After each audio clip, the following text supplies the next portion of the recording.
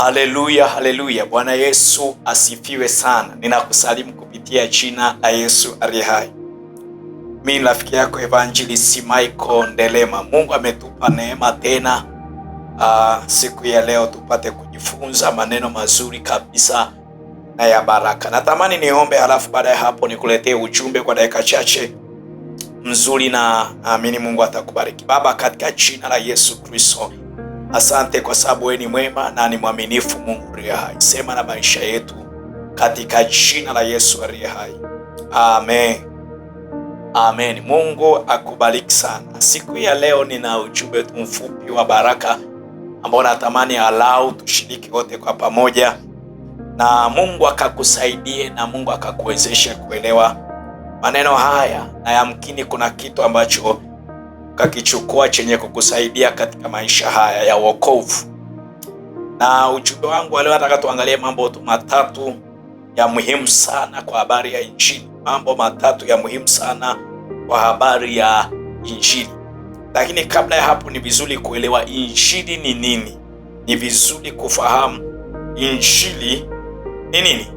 Injili ni habari njema ya ufalme ambayo tumetumwa na Mungu au na Kristo kuitangaza kwa kila kiumbe.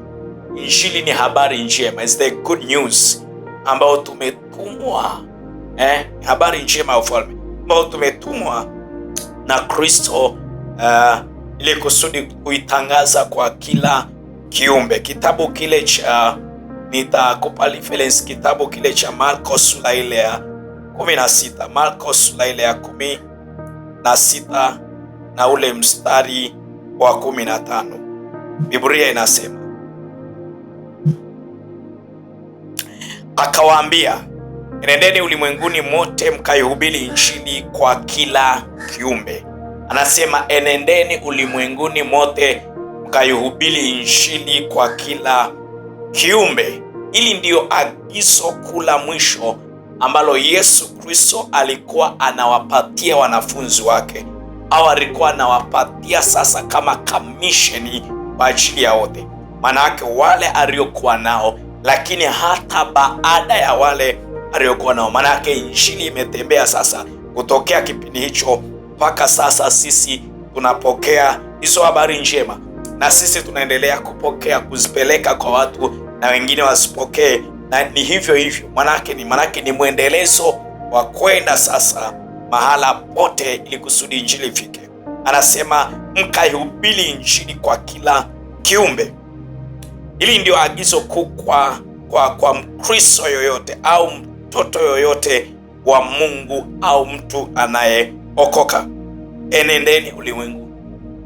Kwa hiyo Injili ni habari njema za ufalme. Sasa kuna mambo matatu sasa ambayo ni muhimu kuyafahamu kwenye habari ya Injili au habari ya habari njema ambayo Mungu ametutuma kuieneza. Jambo la kwanza, Injili ni ushuhuda binafsi wa mtu na Mungu. Injili ni ushuhuda. Mungu anapotutuma kwenda kuihubiri Injili au tunapowapelekea watu Injili, Injili ni ushuhuda wa mtu binafsi kati ya wewe na Mungu. Manake Mungu amekutokea kwa namna gani? Mungu amejifunua kwako kwa namna gani? Tumeitwa kuhubiri Injili ambayo imetubadilisha sisi. Tumeitwa kuhubiri Injili ambayo imetubadilisha sisi. Manake hatutakiwi kuhubiri Injili ambayo haijatubadilisha. Tunatakiwa tuhubiri Injili ambayo sisi wenyewe tumekutana nayo, na kupitia hiyo Kristo ametubadilisha. Sio tu kukutana nayo, bali tunayoishi. So Injili, the good news, Injili kama Injili is a testimony. The good news that we preach is a testimony to us. Lazima iwe ushuhuda kwetu. Kumbe tunapookoka, kila mtu ana wajibu wa kuihubiri Injili. Wajibu wetu wa kwanza kabisa tunapookoka. Wewe umeokoka na mimi nimeokoka, lakini hatujaokoka tu ili mradi. Kuna wajibu ambao Mungu ametutuma. Wajibu wa kwanza kabisa wa wewe kufanya unapookoka ni kuhubiri injili kwa kila kiumbe. Kuhubiri injili kwa kila kiumbe. Biblia ya Kiingereza inasema human race, manake kwa kila aina ya kiumbe au ya mtu, kila rangi, mtu wa kila kabila, mtu wa kila rangi, mtu wa kila namna unatakiwa sasa asikie injili kupitia wewe. Injili sio kazi tu ya mhubiri. Usije ukasema mimi bwana siwezi kuhubiri injili. Injili wanahubiri wainjilisti, wanahubiri wachungaji, wanahubiri walimu, mitume na manabii. Injili ni agizo la kila mtu anayeamini au la kila mtu mwamini. Maana anasema akawaambia, enendeni ulimwenguni mote. Hasemi na mitume peke yake, hajataja akawaambia mitume, anasema na wanafunzi. Anawaambia wanafunzi, enendeni ulimwenguni mote. Kumbe wewe kama mwanafunzi wa Kristo, Yesu anapokuita anakufanya cha kwanza wewe mwanafunzi. Kwa hiyo unapokuwa mwanafunzi, anakukabidhi injili sasa kwenda kuwafanya wengine kuwa pia wanafunzi, kwenda kuwafanya wengine pia waikubali na kuiamini injili. Kwa hiyo injili ni agizo la kila mtu. Unapookoka, jambo la kwanza, umeokoka ili uhubiri injili. Kwa hiyo injili ni agizo la kila mtu. Iwe ni mfanya biashara, mahala ulipo naweza ukawavuta watu wakaja kwa Kristo. Iwe unafanya kazi, mahala ulipo na wajibu wa kuwashirikisha watu wawili watatu. Unakaa na majirani, unaweza kuwashirikisha watu wawili watatu, jamani, habari za Yesu, habari za Yesu, na kuwapeleka kanisani wakajifunze sasa, na wenyewe walete watu wengine kwa Yesu. Wakati mwingine unaweza ukasema mimi siwezi nikahubiri, mimi siwezi nikafundisha. Okay, una fedha, unaweza ukatoa fedha yako ili kusudi wahubiri sasa waende wakalete watu kwa Yesu. Uwezo wakati mwingine kuhubiri, lakini unaweza ukaandika habari za Yesu, kaandika vitabu, habari za wokovu, habari za Yesu, ukaandika ukapeleka kwa watu wakasoma, wakajua Yesu ni nani. Kwa hiyo kila mmoja amepewa mamlaka, amepewa agizo hili ya kwamba twende tukahubiri injili. Hauna fedha, una muda wa kwenda kushuhudia watu kila mmoja. Hauna muda, una fedha. Hauna fedha, una kila kitu, una resources za kushuhudia watu, lakini pia namna mwenendo wako ulivyo, namna unavyoishi pia na penye ni sababu ya kuwashuhudia watu waje kwa Yesu. Kwa hiyo tumepewa agizo hili la kuwashuhudia watu waje kwa Yesu. Kwa hiyo mimi na wewe tuna wajibu wa kuambia watu ya kwamba Yesu anaokoa. Tuna wajibu wa kuambia watu ya kwamba Yesu anatenda. Tuna wajibu wa kuwaleta watu, kuambia habari njema za ufalme. Kumbuka, injili ni habari njema.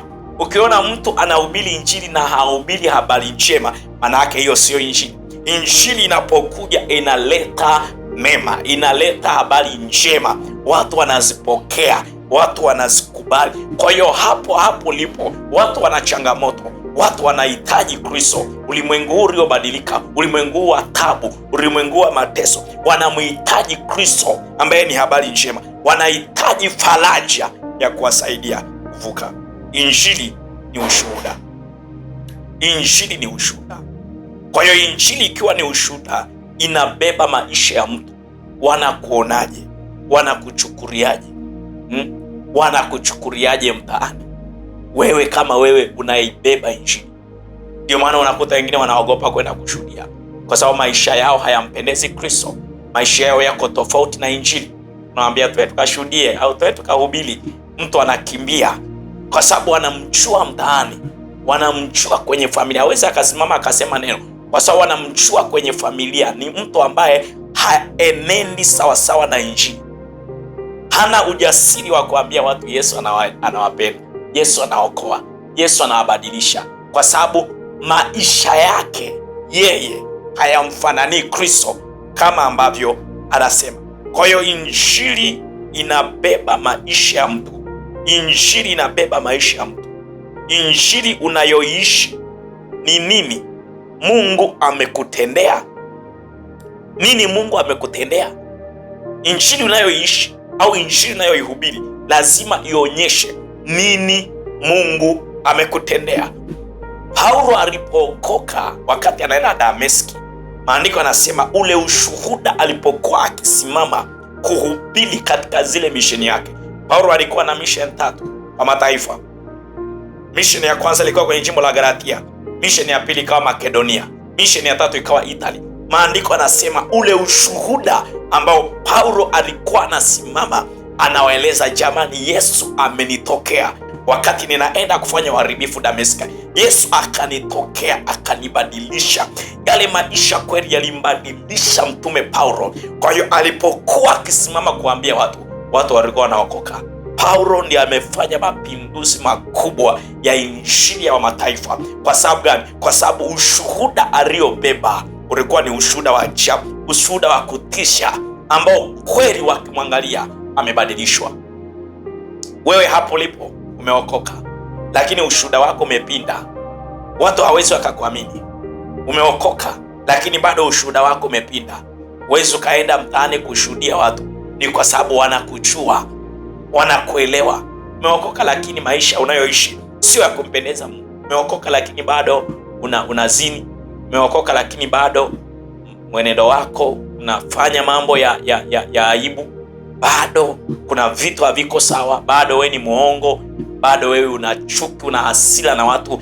Kwa hiyo wakiangalia hivi maisha yako hayamfanani Kristo, manake wanaona tayari bado neema haijaja. Ndio maana wakati mwingine hata wewe unaweza ukakosa ujasiri wa kwenda kumhubiri Kristo kwa sababu ya maisha. Kwa hiyo injili tunapoihubiri ni maisha. Nikisimama nikawaambia watu, jamani, washerati ni dhambi, manake nimetoka kwenye hayo maisha ya washerati. Sitakiwi tena kuishi kwenye maisha. Natakiwa niwaonyeshe watu sasa kwamba kweli washerati ni dhambi. Natakiwa niwaonyeshe watu sasa kwamba uongo ni dhambi. Kama naenda kuwahubiria watu uongo, jamani, ni dhambi, na ninasema uongo, manake bado injili haijanibadilisha. Injili ili nibadilishe, natakiwa niache natakiwa niache yale matendo ya kale, na naposimama kuwahubiria watu kweli waone huyu mtu amebadilishwa. Bwana asifiwe sana. Ukienda kuambia watu, jamani, acheni ulevi, na wewe unalewa, maana yake nini? Maana yake hiyo sio injili. Injili natakiwa iwaguse watu, jamani, acheni ulevi, kwa sababu mimi nimeacha ulevi. Mimi nilikuwa mlevi mwanzo, nimeacha. Mimi nilikuwa mvuta sigara mwanzo, nimeacha. Mimi nilikuwa muhuni mwanzo, nimeacha. Hiyo ndio injili. Bwana asifiwe sana. Kitabu kile cha Yohana, ngoja nikuonyeshe kitabu cha Yohana sura ile ya 4.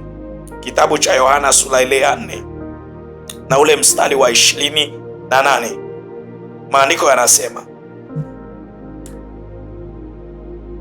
alikuwa ni mwanamke. Basi yule mwanamke akauacha mtungi wake, akaenda zake mjini, akawaambia watu. Huyu alikuwa ni mwanamke Msamaria ambaye alikuwa ni kahaba, alikuwa anatembea na watu wa kila namna. Akakutana na Yesu pale kwenye kisima cha Yakobo, na Yesu akamhubiria injili. Yule mwanamke akaamini na akaokoka. Alipookoka, maandiko yanasema sasa, basi yule mwanamke akauacha ule mtungi wake, akaenda zake mjini, akawaambia watu. Manake anawaambia ushuhuda wa maisha yake. Anasema hivi, njoni mtazame mtu aliyeniambia mambo yote niliyoyatenda. Je, haimkini huyu kuwa ndiye Kristo? Basi wakatoka mjini wakamwendea. Kumbuka huyu ni mama aliyekuwa kahaba. Walikuwa wanamfahamu kwenye mji wake, walikuwa wanamfahamu mjini kwamba huyu mama maisha yake ni maisha ya ukahaba. Lakini Biblia inasema ya kwamba wakati